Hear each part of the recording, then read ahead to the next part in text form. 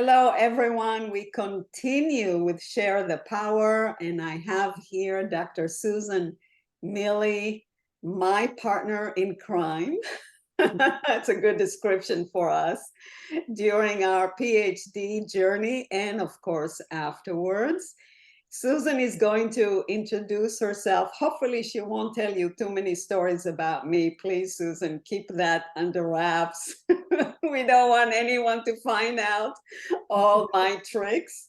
And Susan, tell us about yourself. What do you do? Your work, your passion, what you do, what you've done, and what you are thinking of doing in Thank you. the It's great to future. be here. I am a recently retired executive. I was in human resources for 38 years, 20 of which I had the top job at some fairly significant corporations in the Boston area in the financial services and biotech industries primarily. And I ran, teams of large and small teams and helped really scale and grow companies. So that was my passion in human resources, was scaling and growing companies. It wasn't sort of a maintenance type of human resources job.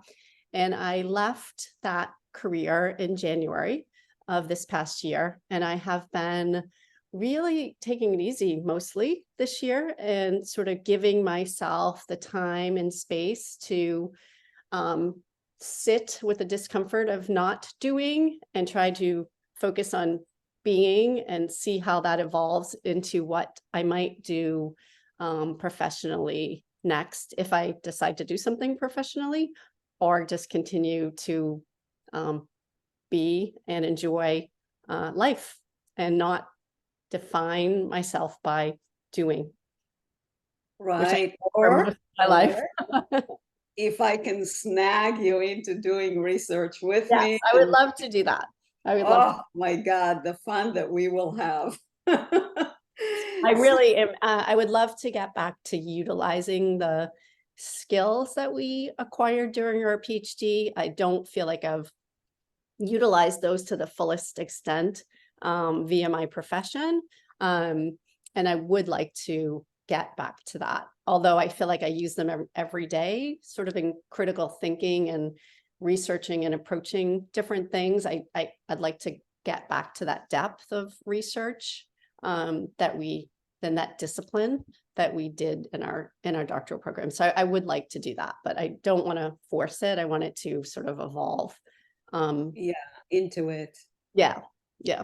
Right. And of course we have such peace and war issues. So I'm going to work on you slowly and surely. You know how I am. And for everyone here, Susan actually sat on my committee and I sat on her committee.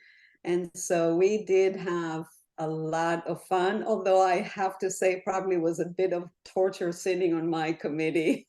Reading. That topic was just a little bit lighter than yours. But we had fun, that's for sure.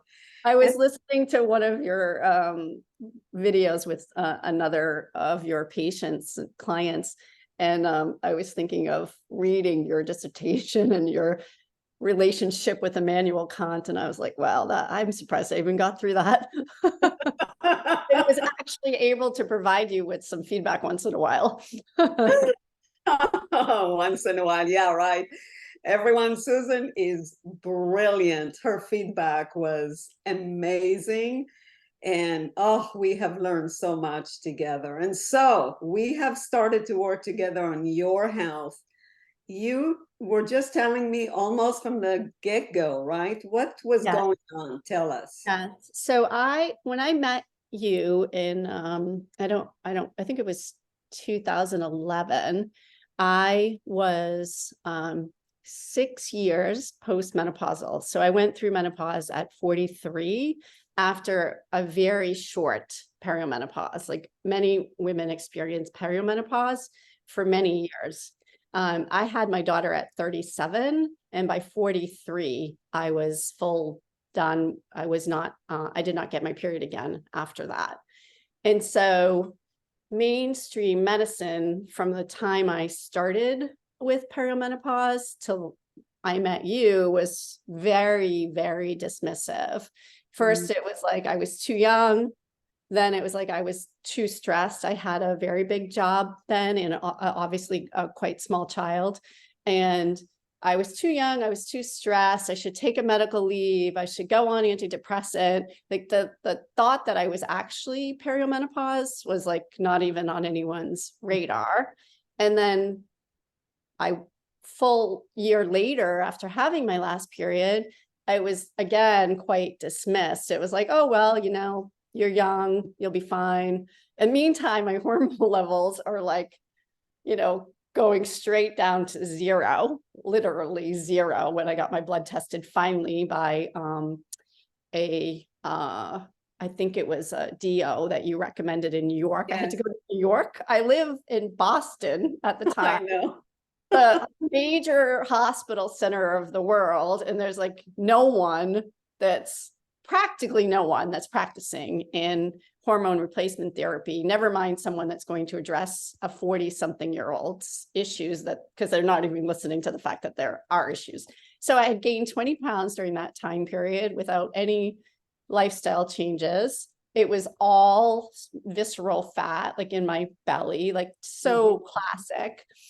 And I should just note, I have literally used every bioimmersion product that there is, but the ones that I started with and the ones I continually use and come back to, even if I take a small break and focus on something else at the time, are 3. And on your website, you call them the recharge protocol. Yeah. And I almost every day have them in a smoothie, which is the beta glucan, the number 7 system booster, and the staff of life, which is the fiber, which is, again, I don't know, most women, most people, and I think the United States don't get enough fiber.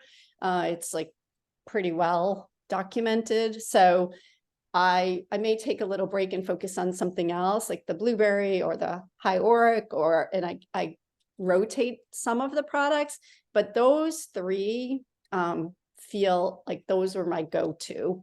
And I felt like when I started on that protocol way back when and continued on it for many years and took a little break and came back to it, I felt like all of my system, like I just like settled down. And that was before I started hormone replacement therapy. So I didn't start hormone replacement therapy until a couple of years later.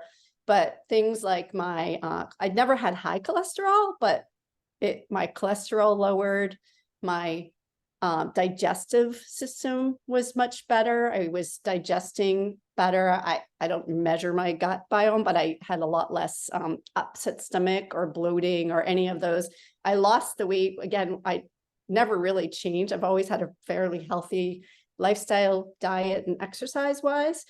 So I lost that 20 pounds that had been sort of just gradually creeping, and I don't know how many pounds it might have gotten to eventually. I'm fairly tall, so who knows?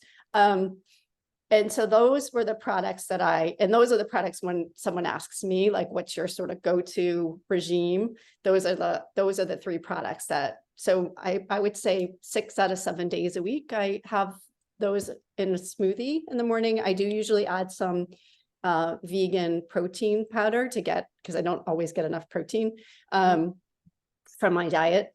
And I usually use almond milk and some veggies or something like that. So it's like a full, and I feel like I got, 90% of what I need from vitamins and minerals. And then I sometimes take some energy for mineral depletion, or I take the weightless for the DHEA and the seaweed. So I add to that, but if I'm getting sick, I always have garlic available, and I just was sick and I didn't have it available, so that was a bummer.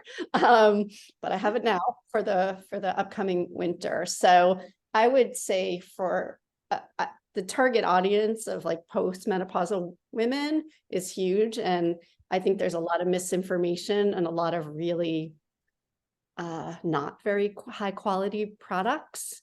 And having known you and Sean for this many years, and just watching how much effort you put into your selection of your partners, and the level of scrutiny and standards for it. I've just never seen anything like it.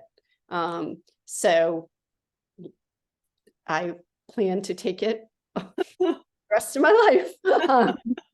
So I try to recommend it. It's like there's a lot. I love that you're doing these videos, and I hope that they can get out to as many people as possible, because there is a lot of misinformation out there, and I think that people just don't know what to do. It's true. A lot of people come to us, or to me now, being that Shani is no longer with us, but He is, isn't he? his He's spirit right is there right so now. alive. He is right now, that's for sure. I know he definitely kicked your butt during PhD. With, of course, you two having a couple glasses of wine. Yes. And I then wasn't the best telling him, I don't influence. know if I want to do this PhD. And he's going, oh, yes, you are doing it. So, and talking about that, because that was so,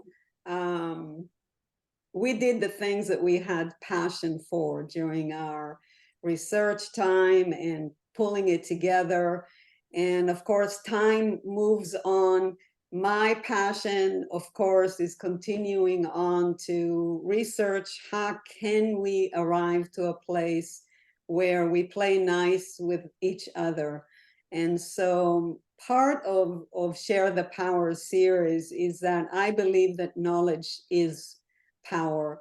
And when we do share knowledge, we do empower one another. But how can we empower one another when a certain group of people do not want to listen or are so filled with hate? And so my passion is to somehow figure out how can we be role models, examples for others without losing our center, our core of love and compassion and kindness, and still being practical about survival and about also thriving in the world.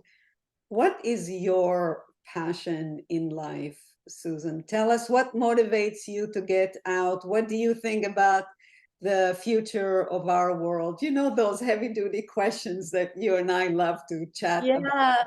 Yeah, it's interesting because, as you know, my dissertation was on adolescent girls, and I'm still very passionate about adolescent girls and how to best support them in this crazy world that we live in.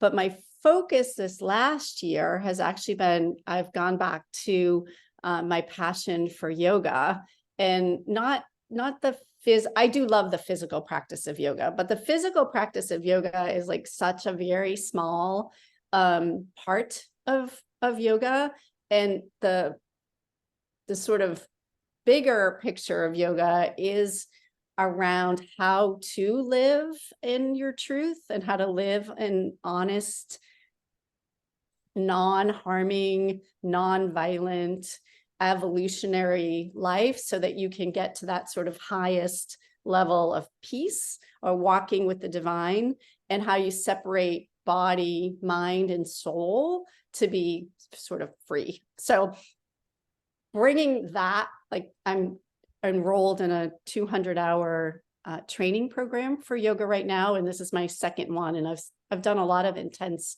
study in yoga, but it's such a vast field that it's hard to really wrap your head around all of it. So right now I'm passionate about how to live yoga off of your yoga mat, and how to bring that into the community in some way, so that others can see yoga for the practice that it is, not just like going to take a class and then being done with it. So that's my current passion. That's beautiful. As you know, my whole thing in the past year and a half going through this adjustment has been to walk with the divine. That was I wanted to feel embraced by the divine. I wanted to embrace the divine. I wanted to feel wholeness inside of me. I wanted to feel love for the world. And it's hard when you are going through grief and sadness and adjustment and thinking, now what? And so I love your yoga practice, and you've been doing it for so many years. Yeah. And it has, in my view, produced in you such a beautiful, powerful core that I know I've come to rely on, and I know so many people rely on that. And you have that amazing bubbling joy in you that is so infectious. And I wanted to acknowledge that and say to you one more time before we go in front of all these people, I will snag you. Because I know how convincing you are. I would not have a PhD if it wasn't for you. I wouldn't have had a committee if it wasn't for you. You convinced the people to join my committee.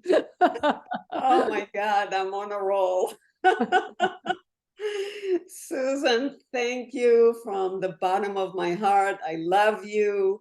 Everybody loves you, that's for sure. And we will have you come and visit us here at Share the Power again and again.